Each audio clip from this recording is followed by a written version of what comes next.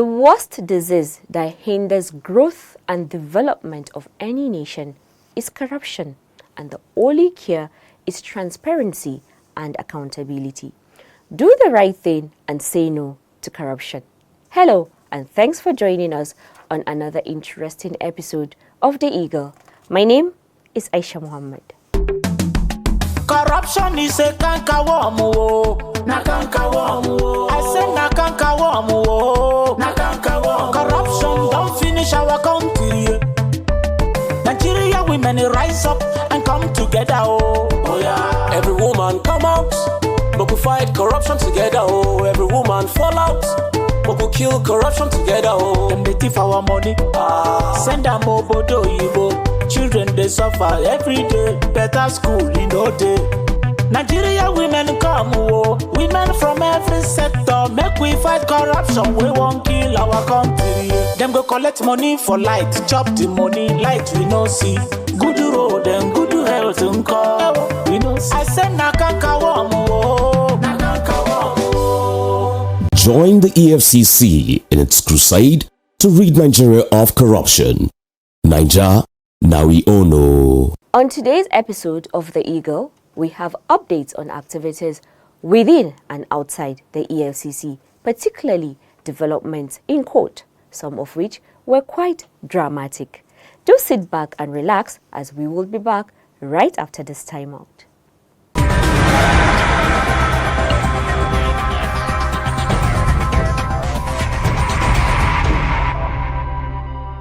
We begin the program with a report on the promise made by Transparency International to stand by the Economic and Financial Crimes Commission in the fight against corruption. This assurance was made during a courtesy visit to the Commission headquarters in Abuja. Rolake Odofinjolayemi tells us more. The chair of Transparency International, TI, Delia Ferreira-Rubio, has said that the anti-corruption body will stand by Nigeria to get rid of the menace called corruption in order to improve the lives of the people. Rubio made the pledge during a courtesy visit to the EFCC headquarters in Abuja. The visit comes a few days after Ibrahim Magu, the acting EFCC chairman, emerged as the new chairman of the heads of anti-corruption agencies in Commonwealth Africa. While offering her support to the EFCC, Rubio, who is visiting Africa for the first time, noted that her choice of Nigeria as a first stop was in recognition of the country's efforts in fighting corruption. In general terms, you know that when we fight against corruption, we fight for better lives for our citizens, for more health, more education, more investment, more opportunities for our countries, and better democracy and better rule of law. That's what we are fighting for, and we are here to help, as we help in other parts of the world, the work that is done by the anti-corruption fighters in each of the countries. On his part, Awal Rafsanjani, head Transparency International Nigeria, Civil Society Legislative Advocacy Center, CISLAC, offered the support of TI to help Nigerians in curbing corruption and commended the EFCC's exploits in the area of assets recovery. TI is in partnership and in support with EFCC work, and wherever we could add value to the work that we are doing, we are very, very happy to see that we do. Responding, the acting EFCC chairman Ibrahim Magu said he appreciates Transparency International for the visit and promised to continue to put in place measures that will ensure that Nigeria receives better ranking in TI's future ratings. We are not disappointed by the International Transparency Index ranking for perception because we have seen the ranking, we have seen the individual. We got about 5 points ahead of our previous ranking. So we, as a nation, I think we have tried. He urged the Transparency International to work with Nigeria to understand how the ratings work in order to change the perception of Nigeria as being fantastically corrupt. Rolake Odofinjolayemi, reporting for The Eagle.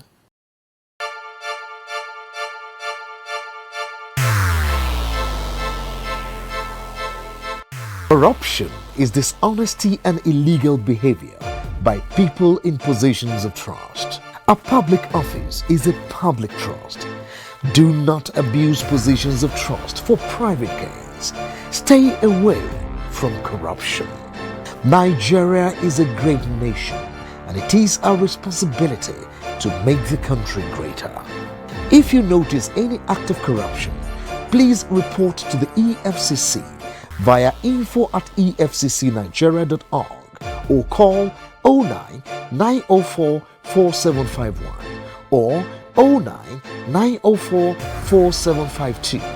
You can also call 09 904 4753. This message is from the Economic and Financial Crimes Commission, EFCC. The acting chairman of the Economic and Financial Crimes Commission, Ibrahim Mustafa Magu, has charged Nigerian youth to be at the forefront in the fight against corruption, as they are the future of the country. The chairman made the call at the 2018 Children's Day celebration, which held in Abuja. Amina Kawa is our guide.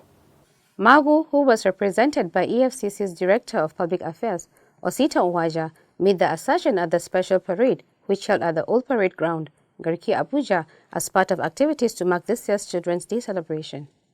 According to him, the anti-graft agency views the children as the future anti-corruption warriors that will carry on the fight against corruption.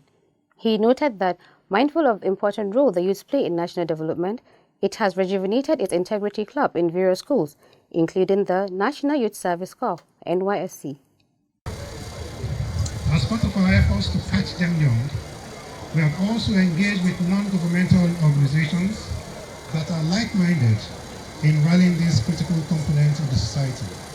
He used the opportunity to further highlight some of the major efforts by the EFCC aimed at rallying children across Nigerian schools, including the Creative Youth Initiative Against Corruption, CYIAC, Corruption Boosters.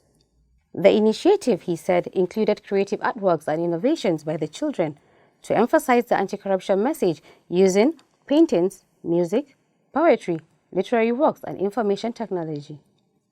He used the opportunity to call on organizations in the country to partner with the EFCC.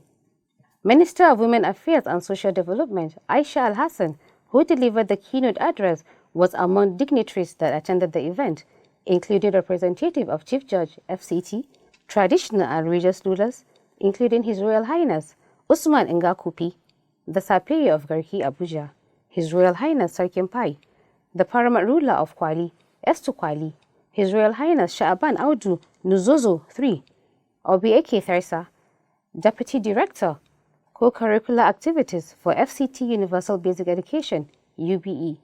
The Children's Day celebration included a walk against corruption from the Police Officers' Wives Association, Powa International Children's School, to the Old Parade Ground. In attendance were staff of the EFCC as well as pupils and teachers from primary and secondary schools in FCT. Amina Kawa reporting for the Eagle. Imagine a society where everything works. Durable road networks, stable electricity supply, portable water, well-equipped and functional healthcare facilities, quality education for all, affordable housing schemes, social security benefits, job creation, and a lot more that makes life comfortable to live. That is an ideal society.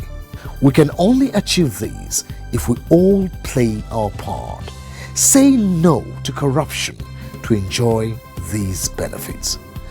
Kill corruption to save Nigeria.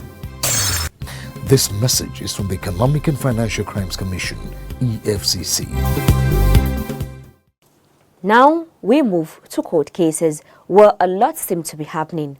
We start with the arraignment of the trio of former Governor of Kano State, Ibrahim Shekarau, Aminu Bashir Wali, and Mansur Ahmad, who are standing trial over a 950 million naira scam.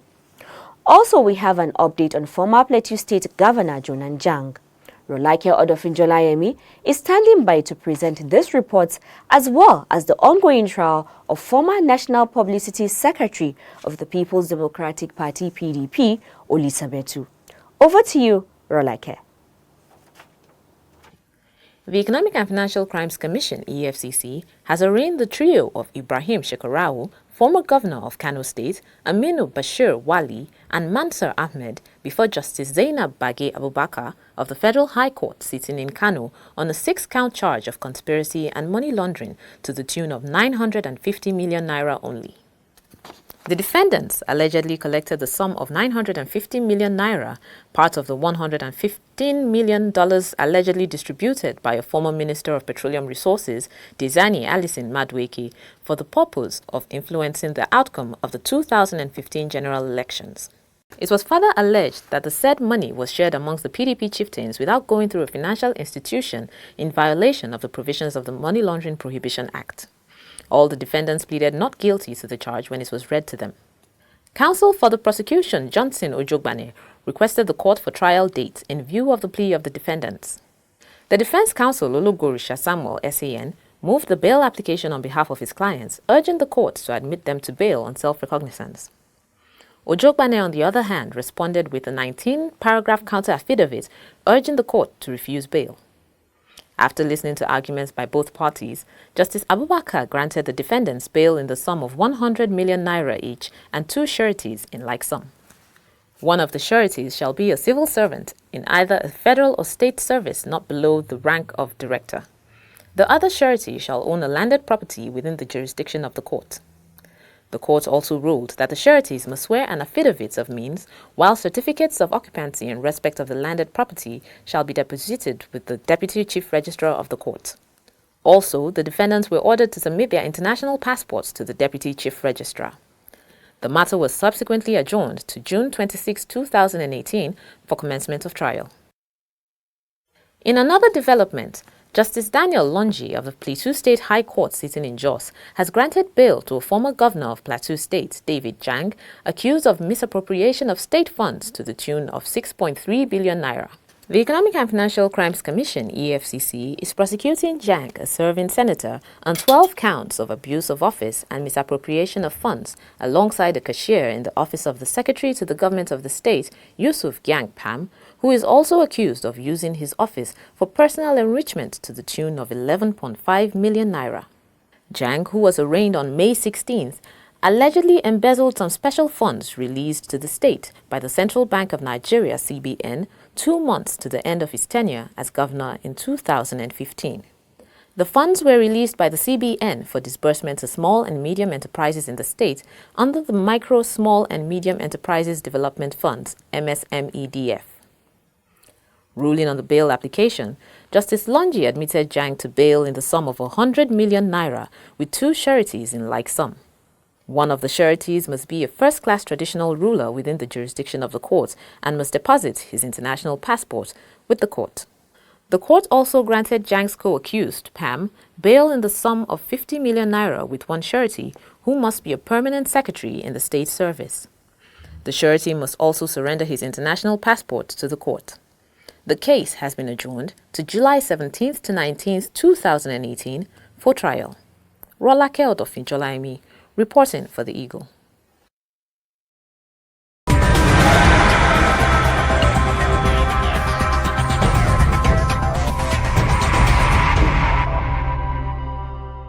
Justice Okon Abang of the Federal High Court sitting in Maitama has closed the defense of a former National Publicity Secretary of the People's Democratic Party, PDP, Ulisamitu, for want of diligent prosecution.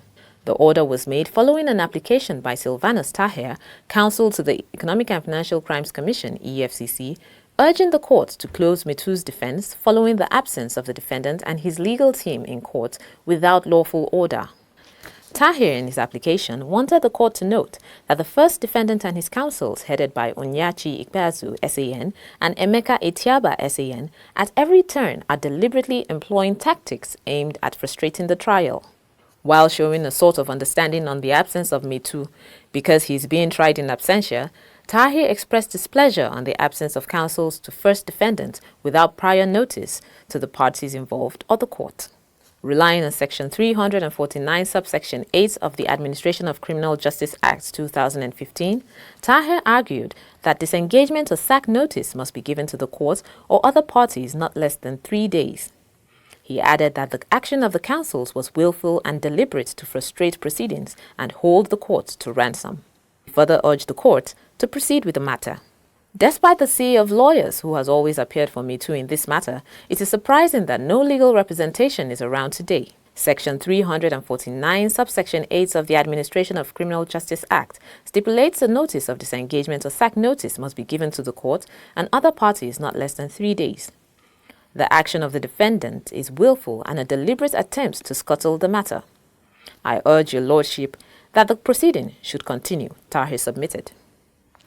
Tochukwu Onwugbufo, SAN, counsel to the second defendant, on the other hand, argued that Section 349, subsection 8, relied on by the prosecution, does not apply in this situation.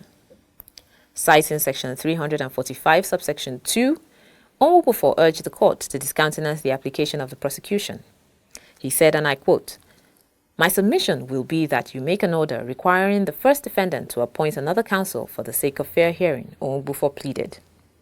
The learned Silk also urged the court to give the first defendant 30 days to make his choice, adding that if he doesn't get a legal representation, the court should provide one as provided by the law. He noted that continuing the case in the absence of the defendant and his counsel would amount to aberration. In his ruling, Justice Abang held that the matter could proceed in the absence of the first defendant and his counsels, adding that the action would not amount to a breach of Section 349, subsection 2 of the Administration of Criminal Justice Act 2015. Justice Abang ruled, and I quote, "The first defendant will have himself to blame by engaging lawyers that abandon the proceedings without the leave of court. I cannot manufacture an application for adjournment when there is none.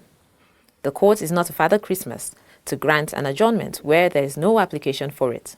Therefore, the case of the first defendant is hereby closed." Thereafter, the judge adjourned to June 3rd and 5th, 2018 for Me Too's co-accused Destra Investment Limited to open its defense. It will be recalled that Me Too is standing trial on the 7-count charge of money laundering alongside his company Destra Investment Limited over the 400 million naira he allegedly collected from the Office of the National Security Advisor in 2014 to run advocacy campaigns for the former President Goodluck Jonathan ahead of the 2015 general elections. Rolake Odofinjolaimi, reporting for The Eagle.